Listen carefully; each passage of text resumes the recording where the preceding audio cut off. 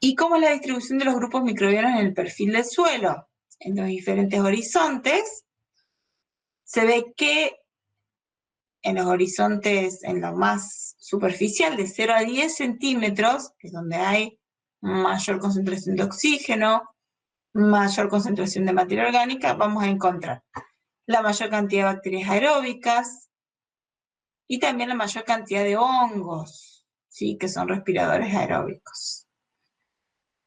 Mientras que cuando avanzamos, ¿sí? En las profundidades, vamos a encontrar mayores concentraciones de bacterias anaeróbicas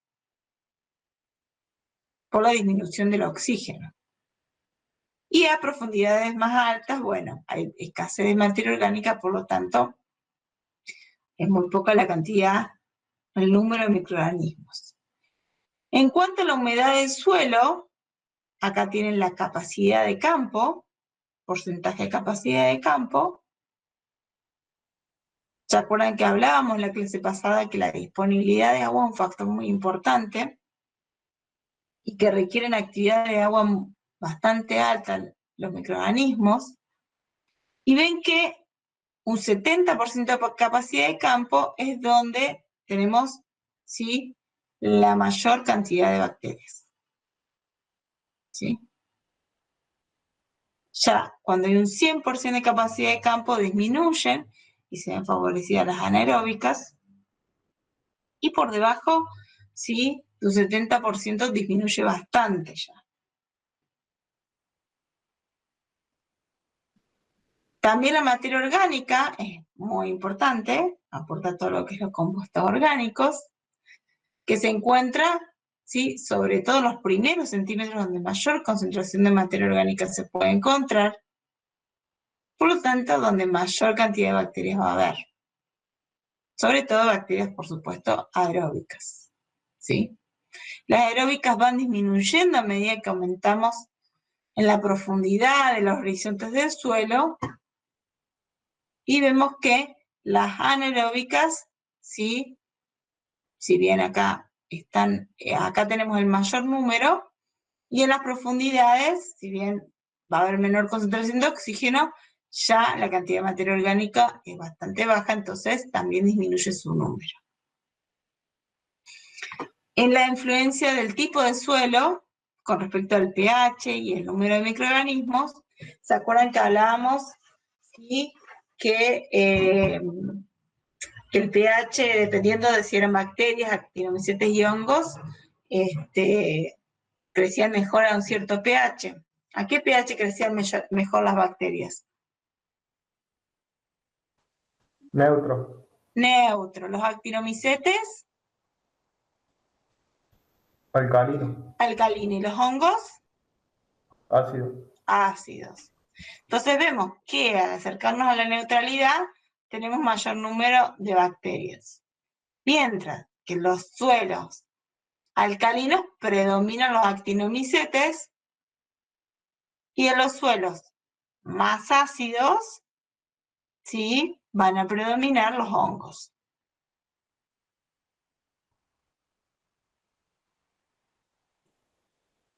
Bien. Estos son todos cuadros, no es necesario que se los sepan, sino para que ustedes se hagan una idea cómo son los o sea, en un suelo, qué factores pueden estar influenciando la distribución de los microorganismos. Y que también esto es una confluencia de factores. En un suelo va a tener diferentes cantidades de materia orgánica según los horizontes, pero también ese suelo va a tener una determinada humedad, o sea, una determinada capacidad de campo, a su vez va a tener un determinado pH. Entonces, en un suelo hay una cantidad de factores que van a determinar la distribución de esos microorganismos.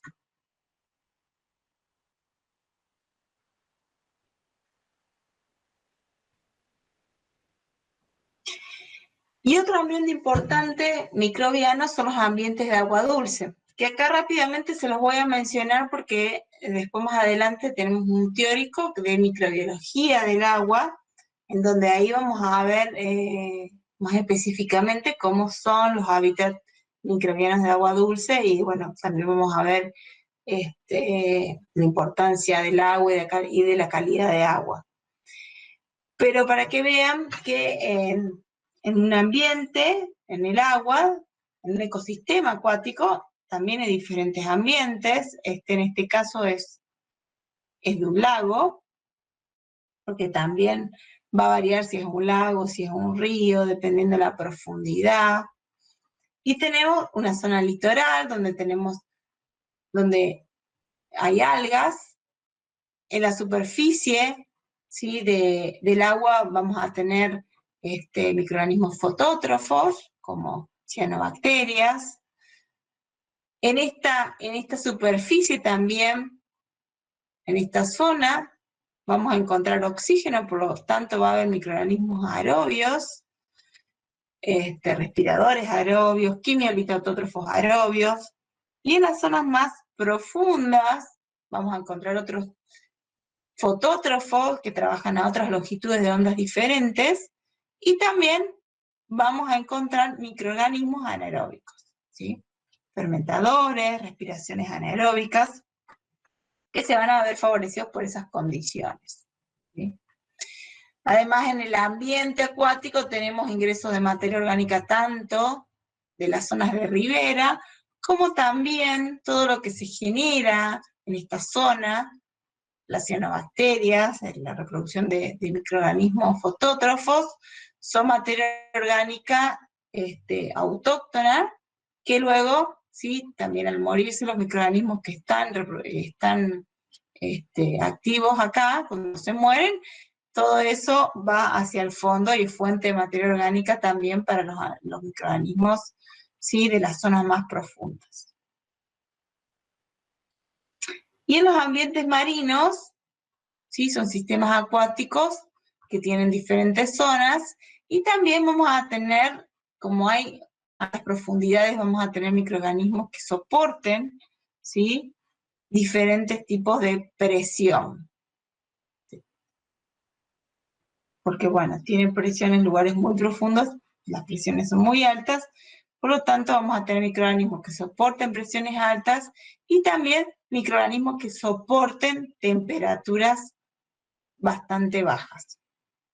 Entonces, ya tenemos también otros tipos de microorganismos según el ambiente.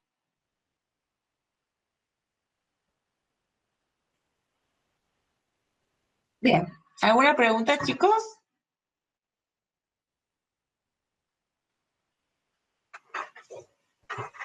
No, profe. ¿No? Bueno.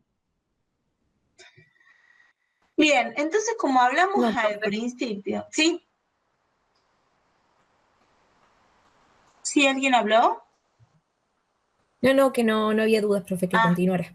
Bien, bien. Bueno, como hablamos al principio, los microorganismos están interaccionando entre ellos, o sea, con el ambiente, obviamente, y también entre ellos, porque viven en comunidades, y esas comunidades tenemos diferentes poblaciones microbianas. Esas interacciones pueden ser entre especies diferentes o dentro de la misma especie. A su vez, esas interacciones pueden ser positivas, lo que se llaman sinergismo, o negativas, también llamados antagonismo. Dentro de las interacciones positivas encontramos el comensalismo, el mutualismo y la simbiosis. El comensalismo es una forma de interacción en donde uno de los organismos que está interviniendo en esa interacción obtiene un beneficio, pero el otro microorganismo no se ve ni perjudicado ni beneficiado. Ejemplos de comensalismo es, por ejemplo, la liberación de sustancias, por ejemplo, algunos ácidos, aminoácidos, vitaminas, productos microbianos que puedan ser usados por otros organismos como fuente de carbono, fuentes de nitrógeno, por ejemplo, de otros nutrientes. Remoción de inhibidores, microorganismos que degradan inhibidores, alguna toxina o algún antimicrobiano, y en esa degradación benefician a otros microorganismos. En cuanto al mutualismo, el mutualismo es una interacción en la cual los dos individuos que están interaccionando se benefician. El mutualismo es algo que perdura, es una interacción que perdura mientras los dos perdura un corto, perdón, no perdura en el tiempo, sino que es en un corto periodo de tiempo, donde ambos se ven beneficiados. Un ejemplo es la degradación de polímeros, en donde varios microorganismos secretan enzimas para poder degradar esos polímeros, y se benefician ambos de los monómeros producto de esa degradación. O sea, trabajan en conjunto para el beneficio de los dos.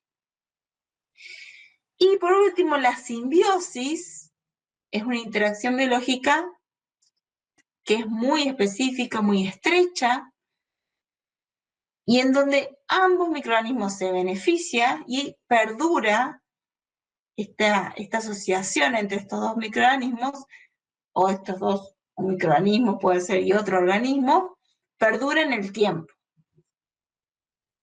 Y un ejemplo de dos microorganismos que establecen simbiosis son los líquenes.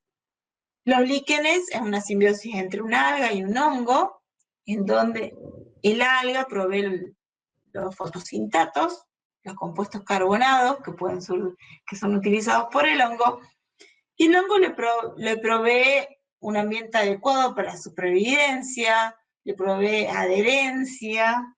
El hongo además puede secretar ácidos quilantes de nutrientes y ácidos que pueden solubilizar nutrientes, favoreciendo al alga.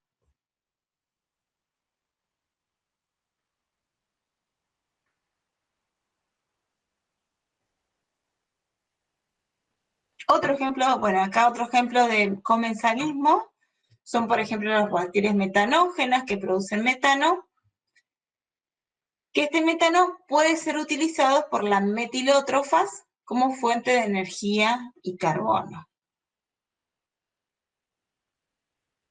Y un ejemplo de mutualismo entre una planta y un microorganismo es Azospirillum con raíces de plantas. Las raíces de plantas proveen las condiciones adecuadas para Azospirillum, para esta bacteria. Las raíces de las plantas secretan compuestos orgánicos, la descamación de sus raíces también proveen de compuestos orgánicos. Y Azospirillum a la vez es fijador de nitrógeno, pero también produce fitohormonas.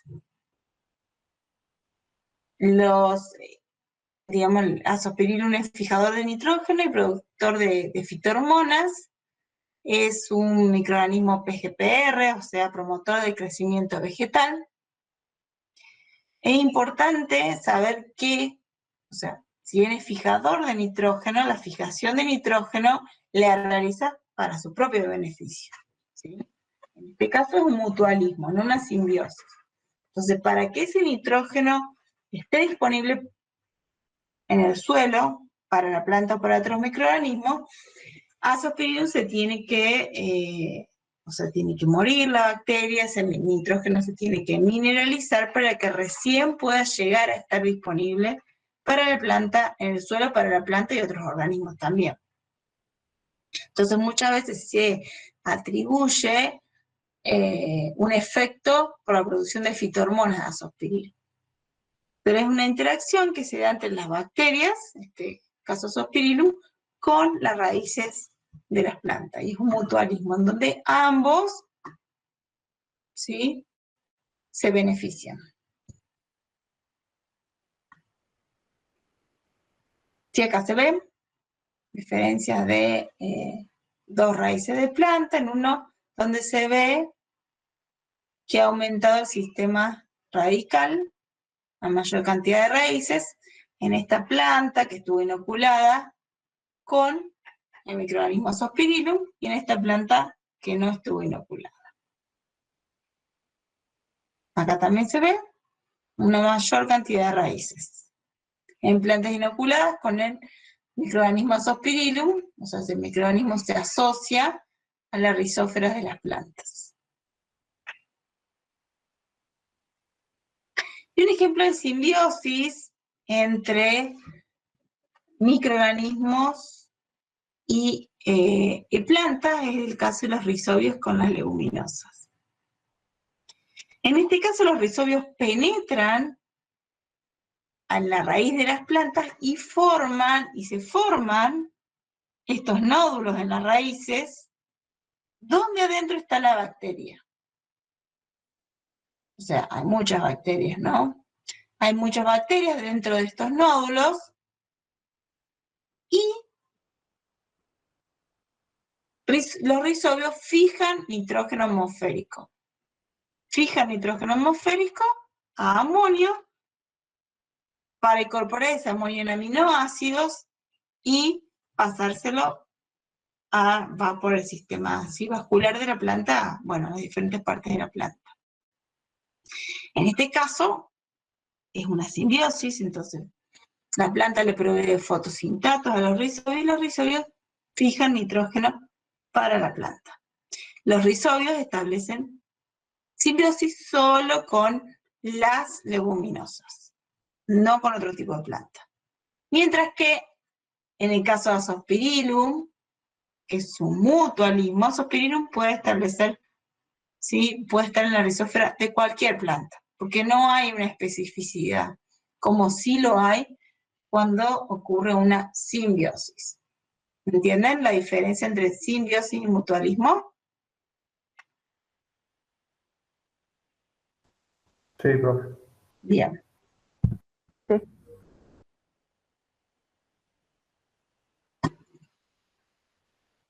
Bueno, acá es una raíz de una planta que tiene nódulos, estuvo inoculada con rizobios, y una raíz de una planta sin inocular.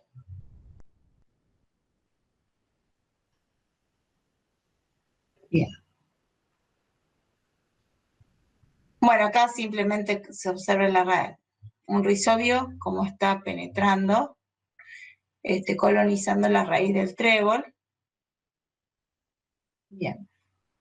Y pasamos a lo que son los antagonismos. En los antagonismos va a haber siempre son interacciones negativas, en donde hay un microorganismo o un organismo que es perjudicado. Un tipo de antagonismo es la competencia, que puede ser inter o intraespecífica, en donde los microorganismos van a estar compitiendo, ya sea por algún recurso en especial. Y la capacidad de un organismo para competir va a depender de diversos factores, como por ejemplo la tasa de crecimiento, la velocidad de crecimiento, la tolerancia a diferentes factores abióticos, la tolerancia a diferentes fluctuaciones ambientales, la capacidad de multiplicarse a bajas concentraciones de nutrientes, la eficiencia en el uso de los nutrientes. Entonces de todo eso va a depender si el organismo sea mejor o peor competitivamente. Y ser mejor competitivamente le va a permitir, ¿sí? Poder colonizar mayor cantidad de ambientes. Por otro lado, el amensalismo es la interacción biológica que se produce cuando un organismo se ve perjudicado, ¿sí? En relación a otro, pero ese otro va a producir alguna sustancia o algo que perjudica. Va a producir, por ejemplo, algún ácido, algún compuesto inorgánico, algún antibiótico, alguna toxina o algún otro compuesto orgánico para poder sobrevivir, poder sobreponerse y poder y perjudicar a otro microorganismo, ¿sí? Entonces, en el mensalismo se produce una interacción biológica en la que un microorganismo produce algún compuesto para perjudicar a otro. La producción de ácidos, por ejemplo, puede bajar el pH, ¿sí? Inhibiendo la reproducción de otros microorganismos. Los antibióticos, que son producidos por hongos, por actinomicetes, matan a las bacterias o inhiben el crecimiento de bacterias. Y acá pueden ver, esta es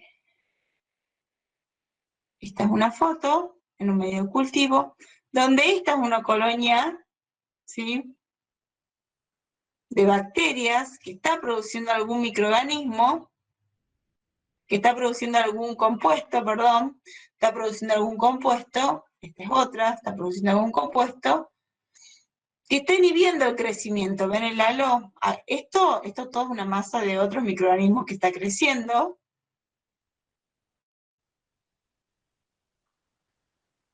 Y esta colonia está produciendo algún compuesto que genera este halo de inhibición. O sea que todo esto puede estar creciendo en el resto del medio de cultivo, pero acá está inhibido de crecer porque esta colonia está secretando algo que inhibe el crecimiento. Acá también se ve. Esta otra colonia está secretando algo que está inhibiendo que siga creciendo, ¿sí?, acá. ¿Entienden esta foto? ¿La ven?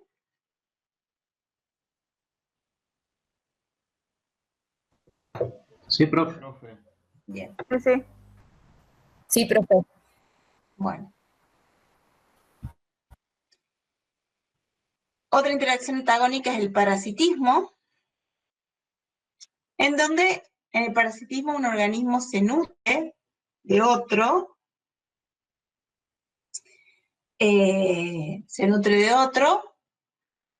y eventualmente lo puede matar, ¿sí? Se va nutriendo de los tejidos, de los fluidos de otro organismo, y eventualmente lo puede matar o no. Por ejemplo, los bacteriófagos, ¿sí? Los virus, hay muchos virus que parasitan a bacterias.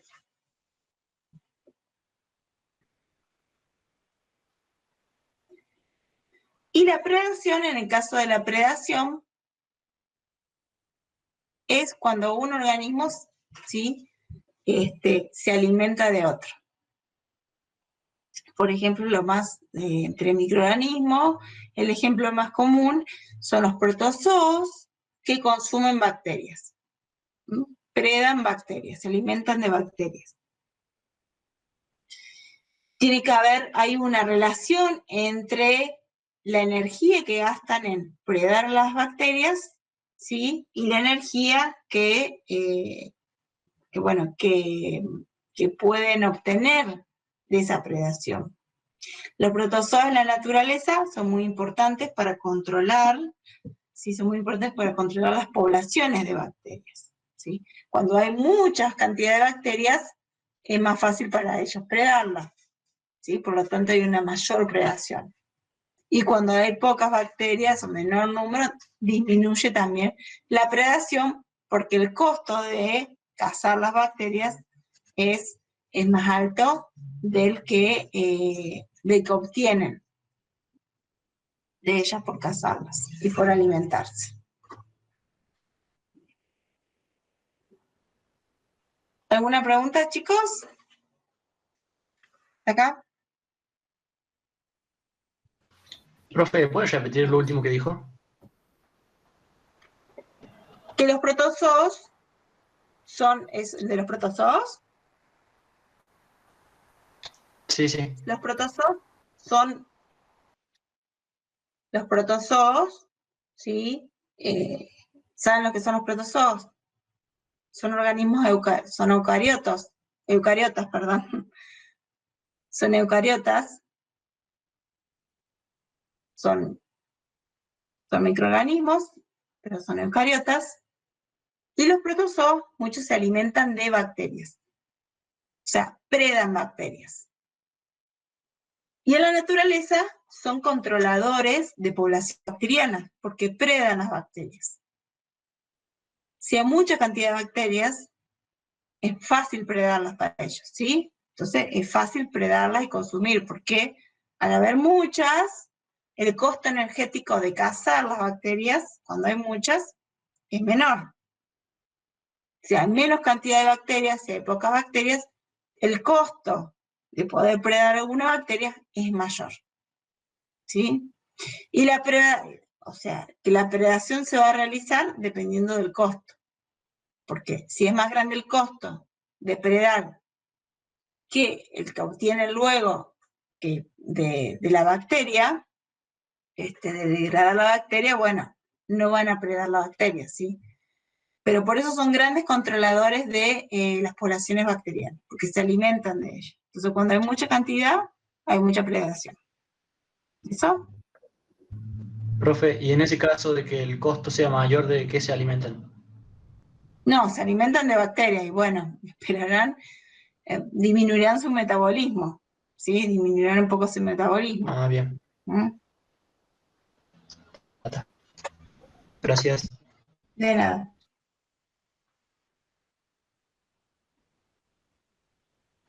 ¿Alguna otra pregunta?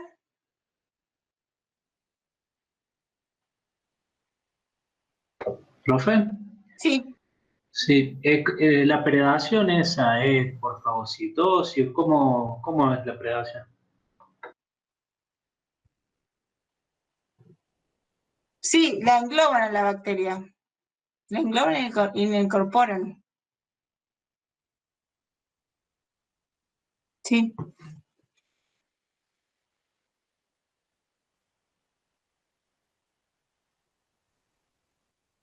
Son eucariotas. Fíjense, recuerden que los protozoos son eucariotas, son células más grandes. Recuerden que las células eucariotas son más grandes que las procariotas. Vamos, gracias, profe. De nada.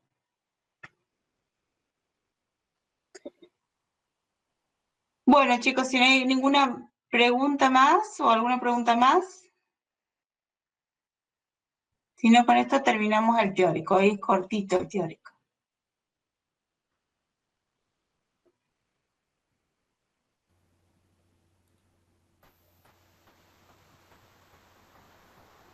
Bueno, gracias, profe. Bueno, gracias, chicos. Gracias, profe. Profe. Hasta luego. Chao. Gracias, profe. Gracias, profe. Hasta luego. Chao, chicos.